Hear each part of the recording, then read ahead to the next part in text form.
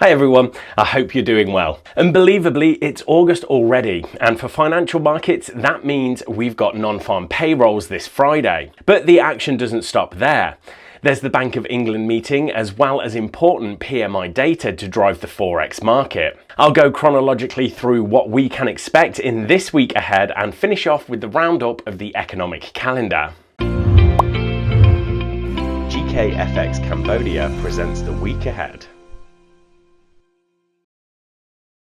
The first half of the week will be dominated by PMI data from China, Europe, the UK and the USA. These PMIs could be especially relevant when fears of a growth slowdown have crept into the market. For example, last week investment bank Goldman Sachs slashed its forecasts for US economic growth in the second half of the year and now expects 6.6% GDP growth for all of 2021. They blamed a combination of weaker consumer spending and risks from the Delta variant of COVID-19. The way I'm thinking about these PMIs and economic data more generally too is that the Federal Reserve is expected to be the first of the big three central banks to taper.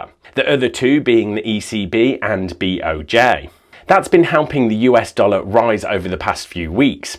If US and global growth is slowing, then tapering from the Fed is less certain, and that should be a headwind to the dollar. We already saw a bit of that last week when the dollar dropped after the quite dovish press conference from Jerome Powell after the Fed meeting. One of the top performing currencies at the back half of last week was sterling. Great British pound US dollar had touched 4-month lows, but rebounded nicely thanks to the dollar weakness and as COVID-19 cases in England seemed to peak. That brings us to the Bank of England. The BOE is nearing the completion of its £875 billion programme of British government bond purchases, the cornerstone of its COVID-19 stimulus. Policymakers seem split over the impact of rising UK inflation, so for now, the consensus is that no specific timeline for tapering is given, but most expect it to start early next year. For this August meeting, unless there is some big dovish surprise, we'd expect the acknowledgement of inflation from UK central bankers to be a positive for the British pound. Oh, and guys, before you watch the rest of the video, please take 2 seconds to give a quick tap of that like button. And finally, let's have a look at the economic calendar highlights. I should give a quick mention of the RBA meeting on Tuesday.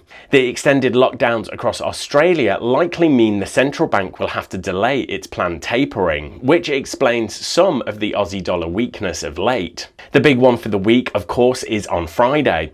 Yes, that's non-farm payrolls. 926,000 new US jobs are expected to have been created in July.